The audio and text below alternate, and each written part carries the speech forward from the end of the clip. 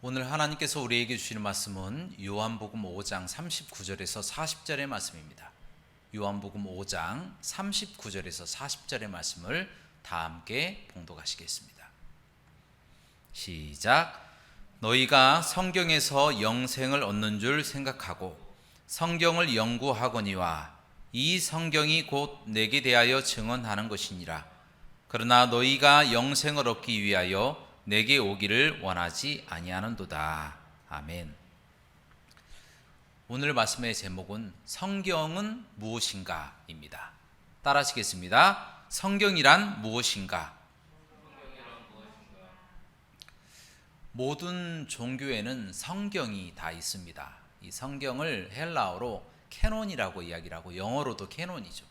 라틴어로는 카논이라고 이야기를 합니다. 그 뜻은 종교의 규범이 되고 종교의 또 척도가 되고 종교의 기준이 되어진다. 그러한 의미에서 캐논이라고 이야기를 합니다. 이슬람에는 성경이 바로 코란입니다. 불교에는 불경이고요. 우리 기독교에는 성경입니다. 그리고 가톨릭에는 성경과 또 외경 그리고 교황 제도가 바로 성경입니다. 그래서 그것들을 통하여 종교마다 자신들의 이 경전을 성경으로 여기고 그것을 통하여 하나님의 뜻, 자신들의 하나님의 뜻을 깨달아서 모든 행동 가치 판단의 기준으로 삼게 되어진다라는 것입니다. 그래서 다른 이 모든 종교들은 이 성경으로 자신들의 경전을 여기고 그것을 따라 열심히 고군분투하며 살아갑니다. 우리 기독교도 마찬가지죠. 성경을 신앙과 또 우리의 행동, 가치 판단의 최고의 기준으로 삼고 그 말씀대로 믿고 그렇게 살아가고 있는 것이 바로 우리들입니다. 예를 들어 여러분이 삶을 살아갈 때에 어떤 선택을 해야 할지 고민할 때가 있습니다. 그럴 때 어떻게 합니까? 기도하고 성경을 보잖아요. 왜냐하면 이 성경 속에는 하나님이 우리에게 주신 최선의 길, 진리, 바로 하나님의 뜻이 담겨 있기 때문이다라는 거예요. 그래서 우리가 기도하고 하나님의 말씀을 본다라는 것입니다. 특별히 오늘 말씀 디모데후서 3장 15절부터 17절을 한번 다 같이 봉독하도록 하겠습니다. 시작. 또 어려서부터 성경을 알았나니 성경은 능히 너로 하여금 그리스도 예수 안에 있는 믿음으로 말미암아 구원에 이르는 지혜가 있게 하느니라. 모든 성경은 하나님의 감동으로 된 것으로 교훈과 책망과 바르게 함과 의로 교육하기에 유익하니 이는 하나님의 사람으로 온전하게 하며 모든 선한 일을 행할 능력을 갖추게 하려 함이라. 아멘. 이처럼 성경 속에는 그리스도인들이 삶을 살아나가는 동안에 어떻게 무슨 선택을 해야 되는지에 관하여 아주 자세하게 기록하고 있습니다. 그래서 성경을 통하여 우리가 앞으로 나아가야 될 중요한 길들을 발견하게 되는 것이죠. 그런데 많은 사람들이 성경 읽는 것을 굉장히 어려워하고 힘들어합니다. 그 이유가 무엇입니까? 바로 성경을 잘 알지 못하기 때문이다라는 거예요. 성경과 좀 거리감이 있는 거예요. 성경을 읽지도 않을 뿐만 아니라 성경이 좀 어렵게 여겨지니까 성경을 더 멀리하게 되어진다라는 겁니다. 그래서 오늘은 특별히 바로 이 성경이란 무엇인가에 관하여 여러분들에게 말씀을 증거하고자 합니다. 왜냐하면 이 성경은 우리 신앙과 행동, 가치 판단의 최고의 기준이 되기 때문에 반드시 알아야 합니다. 그래서 오늘은 성경에 관하여 여러분들에게 말씀을 증거하고자 합니다. 먼저 구구단을 한번 외워보도록 하겠습니다. 39 구구단 잘 모르세요? 39 구약 성경이 39권이고요 신약 성경이 27권, 그렇게 해서 성경은 총 66권으로 구성이 되어 있습니다. 구약을 가리켜서 영어로 올드 테스트먼트라고 이야기를 하는데 그 뜻은 옛 약속이다. 다시 말해서 예수님을 우리에게 구원자로 보내시겠다고 하는 하나님의 약속이다 라는 것입니다. 신약을 가리켜서 뉴 테스트먼트라고 이야기를 합니다. 그 뜻은 새로운 언약이다, 새로운 약속이다. 그 뜻은 우리 오셨던 예수님께서 심판의 주로 다시 오시겠다라고 하는 약속이다. 그렇게 해서 뉴 테스트먼트라고 이야기를 합니다. 결국에 이 성경은요, 예수님이 오시겠다라고 하는 약속이고 또 다시 오시겠다라고 하는 예수님에 관한 책이다라는 겁니다. 예수님의 이야기가 가득한 책이 바로 성경이다라는 것입니다. 여러분, 오늘 본문 말씀 요한복음 5장 39절에서 40절 말씀을 우리 다 함께 다시 한번 봉독하도록 하겠습니다. 시작. 너희가 성경에서 영생을 얻는 줄 생각하고 성경을 연구하거니와 이 성경이 곧 내게 대하여 증언하는 것이니라. 그러나 너희가 영생을 얻기 위하여 내게 오기를 원하지 아니하는도다. 아멘. 이처럼 성경은요, 영생의 근원이 되시는 예수님의 이야기로 가득한 책이 바로 성경입니다. 그래서 우리가 성경을 읽으면 예수님에 대해서 알 수가 있는 것이고 하나님의 뜻이 무엇인지 깨닫게 되는 것이고 또 예수님을 믿게 되는 것이고 또 영생을 얻어 천국에 들어가고 이 땅에서도 행복하고 즐겁고 가장 잘 사는 길을 살아가게끔 만들어준다는 겁니다. 성경은 이처럼 정말 우리의 영혼을 유익하게 하는 양식이 되어진다라는 것입니다. 그런데 문제는요, 바로 이처럼 중요하고 좋은 성경을 읽지 못하게 하고 성경의 그 본래의 의미를 왜곡시키려고 하는 사람들이 너무 많다라는 것입니다. 대표적으로 본래 우리 같은 진영 안에, 기독교 같은 진영 안에 있었던 가톨릭이 그렇습니다. 또한 본래의 우리의 진영 안에 지금도, 예전에도 있었지만 지금도 존재하고 있는 자유주의자들이 그렇다라는 것입니다. 여러분, 이들은요, 성경을 최고의 권위에 두지 않습니다. 성경을 다른 철학이나 또 다른 어떠한 이론이나 이런 것들과 견주어서 그것들과 교리와 합해서 성경을 격화시키는 것들이 굉장히 많이 있다라는 것입니다. 여러분 한번 생각해 보시기 바랍니다. 다른 종교에서는 성경을 그들의 모든 신앙과 행동 판단 가치의 최고의 기준으로 자신들의 경전을 삼습니다. 코란이나 불경이나 마찬가지입니다. 이 일을 제기하는 사람이 없어요. 그런데 유독 기독교 진영에서만 성경을 최고의 권위에 두지 않으려고 하는 노력이 있다라는 거예요. 성경이 최고의 권위가 아니다라는 것을 설득시키려고 하고 그것을 학문적으로 연구하고 본래적 의미를 왜곡시키려고 하는 사람들이 있다라는 겁니다. 그 대표적인 사람들이 바로 가톨릭과 자유주의자들이다라는 거예요. 타 진영에서는 가톨릭, 우리 진영 안에서는 자유주의자들. 어떤 방식으로 그들이 성경을 왜곡하고 또 보지 못하도록 하는 것일까요? 먼저 가톨릭에 대해서 말씀드리도록 하겠습니다. 가톨릭은 성경 66권 외에도 외경을 성경 안에 집어넣어 버렸습니다. 우리 개신교에서는 66권만 성경입니다. 그런데 가톨릭에서는 성경이 7권이 더 있어요. 외경을 합쳐 버렸습니다. 이 외경이라고 하는 것은요, 신약 성경에서 단 한 번도 인용한 적이 없는 신앙 간증집 같은 겁니다. 그런데 그것을 자신들의 어떠한 이득에 따라서 예를 들어서 죽은 자를 위한 기도를 하고 싶은 거예요. 또 연옥 사상을 주장하고 싶고 면죄부를 팔아먹고 싶은 거예요. 마리아를 숭배하고 싶은 것이고 교황 제도를 성경의 권위에까지 높여버리고 싶은 겁니다. 그것을 뒷받침하기 위해서 바로 이 외경을 정경 안에 삽입해 버렸다라는 것입니다. 서기 90년도에 유대인들은 그런 위험성을 알고 얌미아 랍비 회의에서 외경을 다 삭제해버렸어요. 39권만이 구약 성경이다. 이 성경 외에는 정경이 있을 수가 없다라고 이야기했지만 가톨릭은 자신들의 이 교리를 주장하기 위해서 바로 외경을 자신들의 성경으로 받아들이고 그렇게 사용해 왔다라는 것입니다.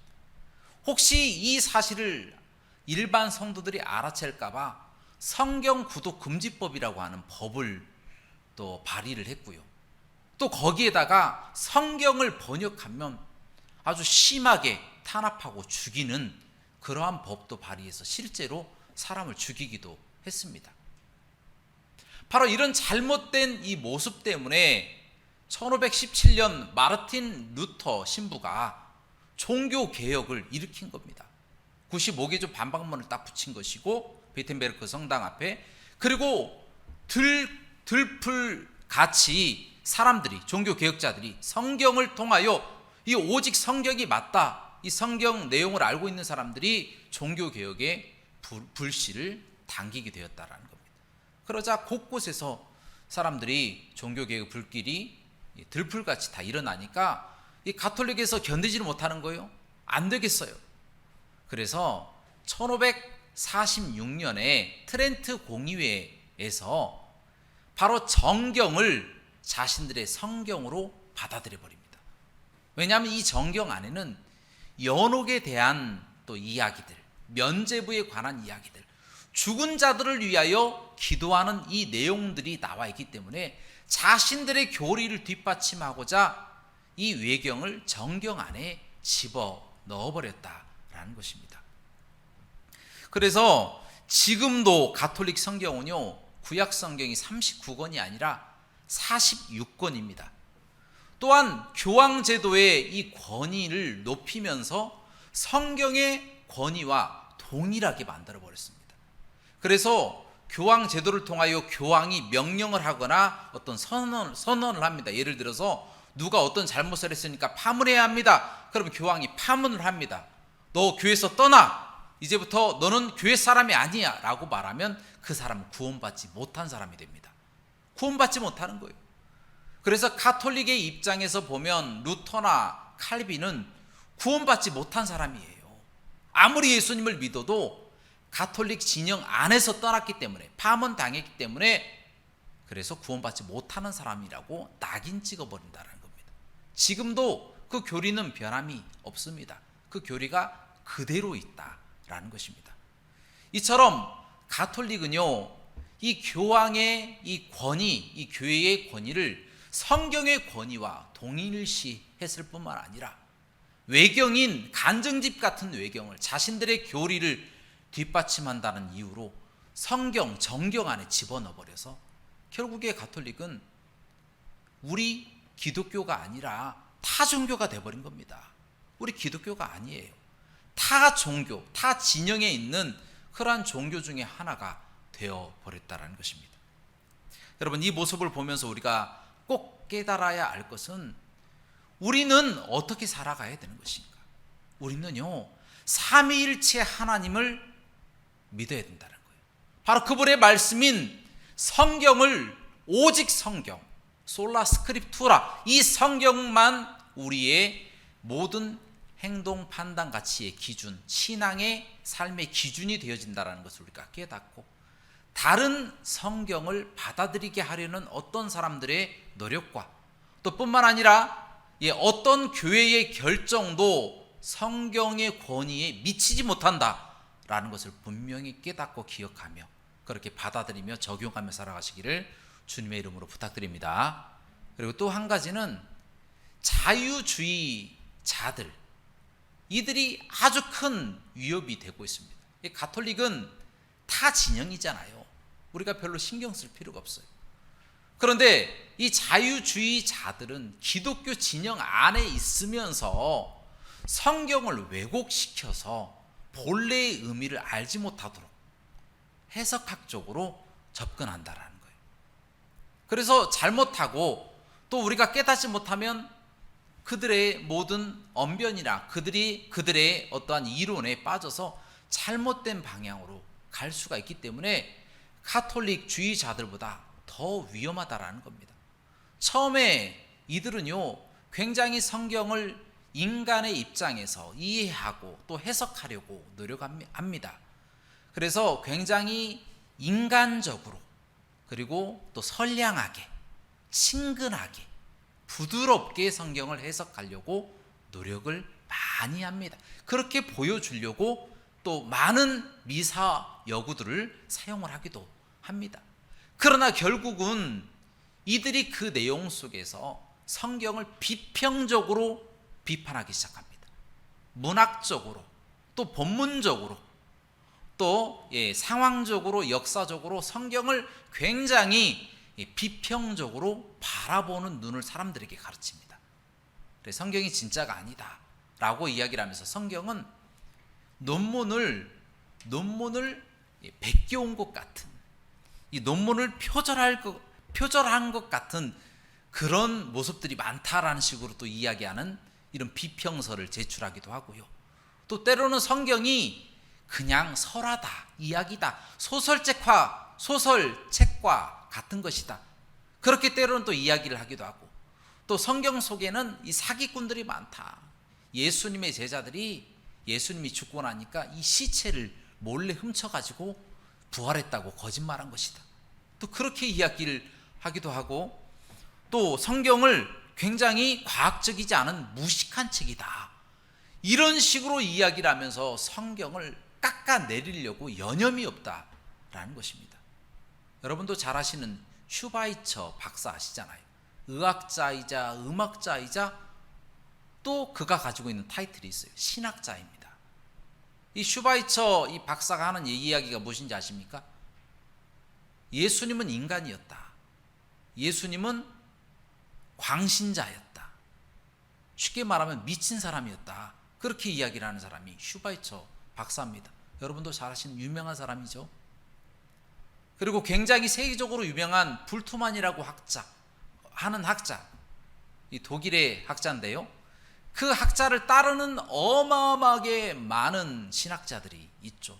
그런데 그렇게 유명한 불트만이라고 하는 사람은 성경 속에서 이 기적과 신화적인 내용은 다 빼버려야 된다. 그래야 진짜 역사적인, 인간적인 예수가 드러난다. 그게 참 말씀이다. 기적과 신화를 다 빼버리자는 거예요. 모세가 홍해바다를 가르고 200만 명이 넘는 사람들을 이끌고 지나갔다라는 게 거짓말이다. 그런 신화적인 내용은 만들어진 것이지 본래 있었던 건 아니다라는 거예요. 빼버리자라는 거예요. 역사적인 예수를 연구를 하자. 아주 그럴싸한 모습으로 이야기하잖아요. 또 세계적인 신학자인 칼 바르트는 어떻게 이야기하냐면 예수님의 사랑을 강조합니다. 예수님의 사랑이 너무 극진히 강하기 때문에 하나님이 그 예수님 때문에 우리 인류의 죄를 다 사하여 주셨다. 만인의 모든 죄를 다 사하여 주셨다. 만인 화해론이라고 이야기합니다. 그럼 우리에게는 회개할 기회가 있어요, 없어요? 회개할 필요가 없는 거예요. 예수님이 다 용서해 주셨기 때문에 우리는 다 구원받는 거예요, 회개하지 않아도. 그게 만인 화해론이에요. 종교 다원주의죠. 예수님 안 믿어도 나중에 하나님 예수 그리스도의 피가 너무 강력하기 때문에 모든 죄가 다 사해졌다. 이런 거를 주장하는데 이런 신학자 밑에서 수없이 많은 사람들이 가서 공부하고 오는 거예요. 박사학위를 받아가지고 오는 것이죠. 그리고 세계적인 또 신학자 또 몰트만이라고 하는 사람이 있어요. 이 사람은 하나님의 사랑이 너무 크셔가지고 지옥도 영원하지 않다. 지옥도 끝이 있다. 지옥이 있지만 그 속에 들어가도 나중에는 하나님이 그 지옥도 없애주시고 다 사랑으로 끌어안아 주신다. 얼마나 그럴싸한 내용입니까? 종교 다원주의는 안 그렇습니까? 우리만 구원받는 것이 아니라 타 종교에도 다 구원이 있다. 서로 사랑하자, 화목하자. 동성애자들은 또 이렇게 이야기를 합니다. 동성애는 성경에 나와 있는 대로 질병이 아니다. 죄가 아니다. 선천적인 거기 때문에 괜찮다. 그래서 동성애자들 목사들도 만들고 동성애끼리 결혼을 해도 하나님이 축복하시는 결혼이다라고 성경에 있는 내용들을 굉장히 인간적으로 또 자비로운 쪽으로 친근하게 선량한 모습처럼 미화시킨다라는 거예요. 그러다 보니까 지각이 없는 사람들이 하나님의 말씀을 읽다가 또는 그런 사람들의 주장을 듣다가 보니까 자연스럽게 그들의 아주 멋들어진 글솜씨와 말솜씨, 그들의 미사여구를 통하여 자연스럽게 마음이 그들에게 향하고 우리의 가지고 있는 성경은 버리고 그들의 해석으로 올바른 방향으로 여기게 되어진다는 것입니다. 여러분, 그런 식으로 성경을 비뚤어지게 보면 어떻게 보이겠습니까? 성경이 다 비뚤어지게 보이는 거예요. 성경의 모든 내용들을 깨닫지 못하도록 성경을 다 뒤집어 놓고 헤쳐놓고 자르고 태우고 없애버리고 덧붙이고. 캐논이 뭐예요? 캐논이 자 아닙니까? 자. 척도인 자예요. 길을 재는 자. 하나님을 깨달을 수 있는 그 자가 되는 성경을 이런 식으로 어렵게 만들어 놓으니 어떤 사람이 성경을 보지 않고 바른 길을 깨달아 갈 수가 있겠습니까? 여러분, 베드로후서 3장 16절부터 17절까지의 말씀입니다. 우리 이 말씀을 다 함께 봉독하시겠습니다. 시작. 또 그 모든 편지에도 이런 일에 관하여 말하였으되 그 중에 알기 어려운 것이 더러 있으니 무식한 자들과 굳세지 못한 자들이 다른 성경과 같이 그것도 억지로 풀다가 스스로 멸망에 이르느니라. 그러므로 사랑하는 자들아, 너희가 이것을 미리 알았은즉 무법한 자들의 미혹에 이끌려 너희가 굳센 데서 떨어질까 삼가라. 아멘. 사랑하는 여러분, 그러므로 여러분들은요, 최고 우리 신앙 그리고 우리의 행동 가치 판단의 기준이 되는 성경을 붙잡고 결코 자유주의자들의 이와 같은 미사여구나 어떠한 글솜씨나 어떤 말솜씨에 넘어가지 않아야 될 줄로 믿습니다. 아무리 그들이 명성이 있고 학식이 있고 듣기 좋은 말로 우리를 유혹한다고 하더라도 오직 성경만 진리가 되는 줄로 믿습니다. 성경밖에 없어요. 성경 외에 다른 것을 이야기를 한다면 그것은 잘못된 것입니다.